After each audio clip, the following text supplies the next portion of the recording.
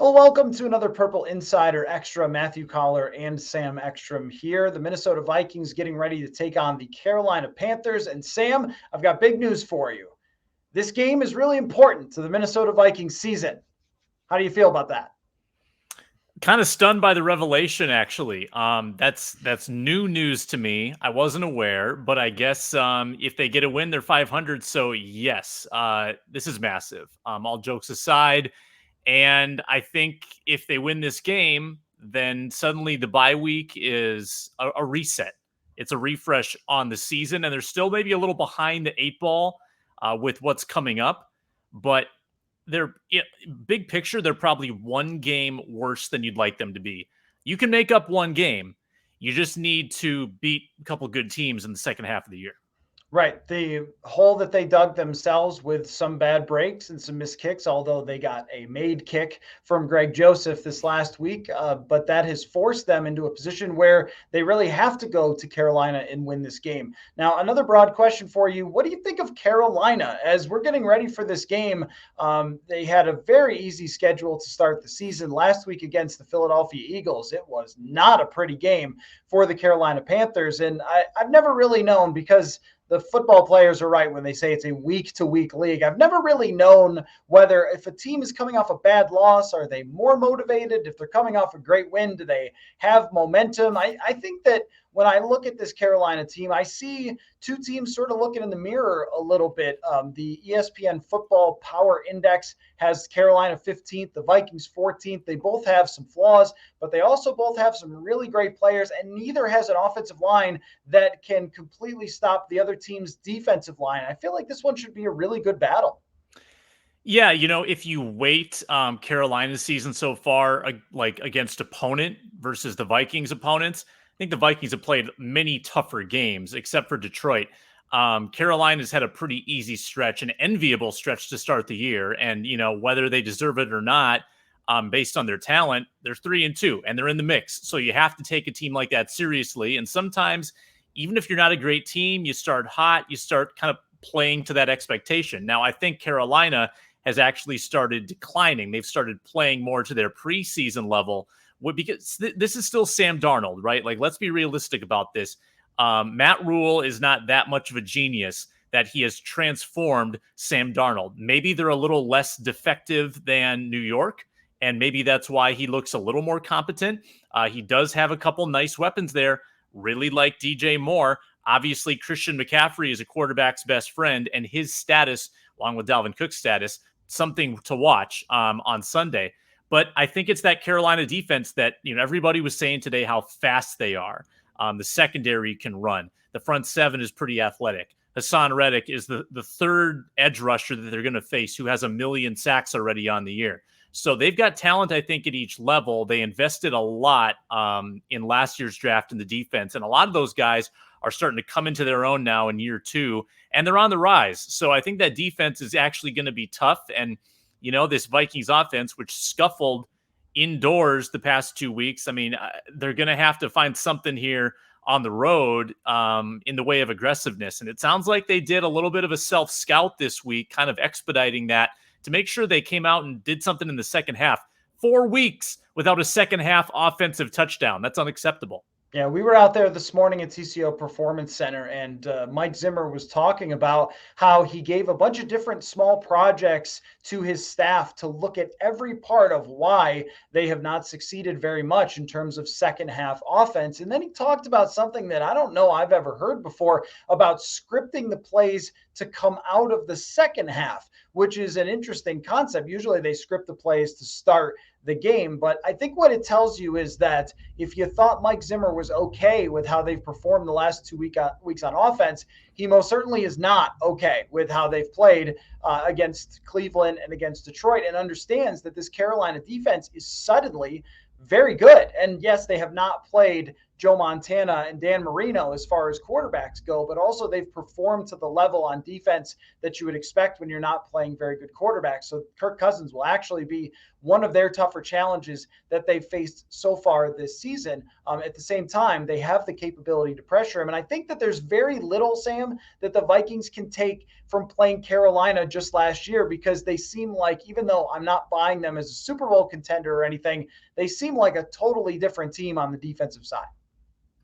Yeah, no doubt. And it's a different quarterback, too. I mean, you're not going to learn anything about Sam Darnold from watching a Teddy Bridgewater game, because that influences what Joe Brady's going to call on offense as well. Matt Rule has probably learned a little bit more about what it takes to be an NFL head coach, and he's implemented his system now for a year. So I don't know if there's ever a lot of carryover from year to year learning about these teams. Maybe a couple habits here and there. Maybe it expedites your preparation a little bit, but I think every game gets kind of its own entity. This one's in a different building.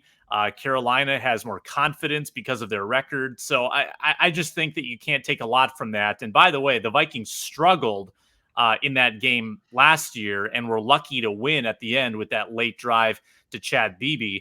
So the Vikings are looking to have a better performance. Kirk Cousins, if I recall, in that game was solid, but they turned the ball over twice, remember, and Carolina had those back-to-back touchdowns from Jeremy Chin. Can't give the ball away in this one. I thought Kirk was a little too sloppy with the football, had multiple balls tipped last week. One of them was picked. You can't afford to turn the ball over, and the Vikings did twice against Detroit, almost burned them, and if you do the same against Carolina, you might lose.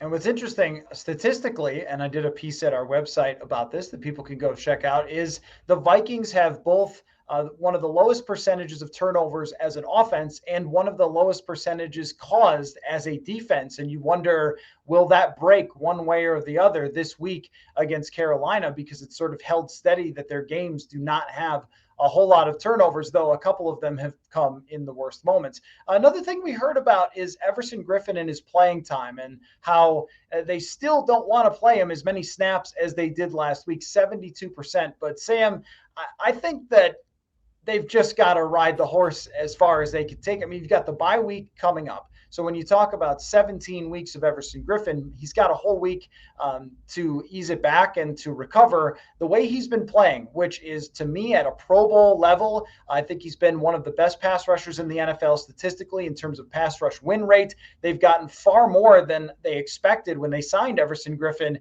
I think it's time to just take the reins off, especially against this Carolina team that does not have a great tackle that's going to be trying to stop Everson Griffen.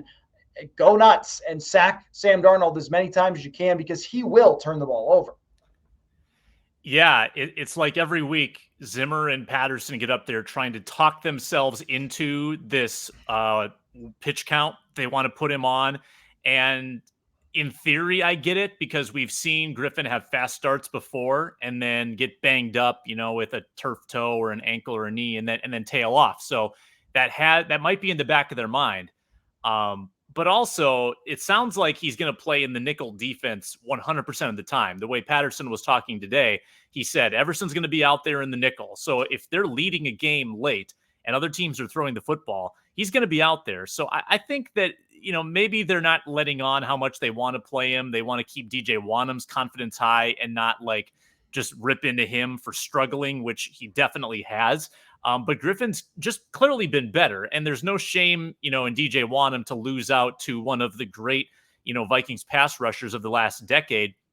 And Griffin's just playing phenomenally. He's making splash plays every game. The spin move is vicious.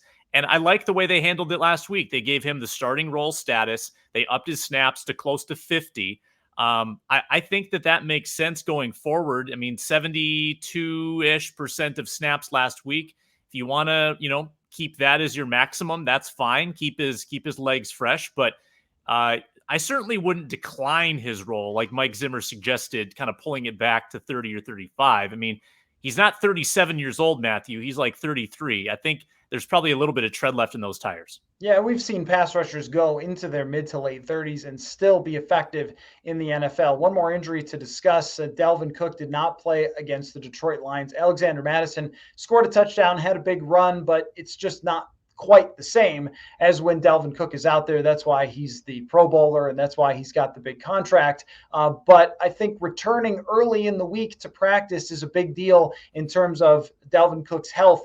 If he's 100% to go, they have been a different offense with him historically than they are with Alexander Mattison. And I think it will have paid dividends to not play him against Detroit if he's much closer to 100% against Carolina. If he's not, on the other hand, we've also seen they try to use him too much, and then he's ineffective. Then they get themselves behind the sticks. So Dalvin Cook's health here, I think, could be a huge factor in the Vikings beating Carolina. Yeah, I've got a little bit of a hard time believing he's 100% after 1 week off. This seems to be something that's like he's even said it. He's playing through, discomfort, but he's not playing with an injury. He admits that he's having to deal with this. And I think if you can buy yourself 2 weeks for the price of one and hold him out here and get the bye and then send him into the Dallas game much fresher, that'd be my approach. I know you want him out there. I know he improves the offense, but you also, similar to the Griffen thing, you need him for the second half. And I'm actually more supportive of sort of putting Cook on a pitch count than Griffen because I like your alternative behind Cook more than I do Everson Griffen. I just think that Mattison can provide you most of what Dalvin Cook can offer. So I'd be a little more conservative. And if he's going to play, I would use a rotation. All right, Sam, tell me, do you think the Minnesota Vikings win this football game against Carolina? Yeah, I think I do. I just think that Darnold is the type of quarterback that Mike Zimmer likes facing. I like where the pass rush is at, and I think the offense makes sort of an aggressive counter adjustment to last week when they were uber conservative, and I think that'll bode well. So I'm going to go with the Vikings win. Yeah. I agree. And I think it will be a definitive win, though I would have thought that last week against Detroit. But like you said, there's adjustments to be made. And I think that Sam Darnold's got a couple of interceptions in him for this one. And the Vikings should be playing desperate. It is truly their season on the line in Carolina. If you fall to 2-4, your percentage of making the playoffs goes down. 3-3, it's more of closer to a coin flip.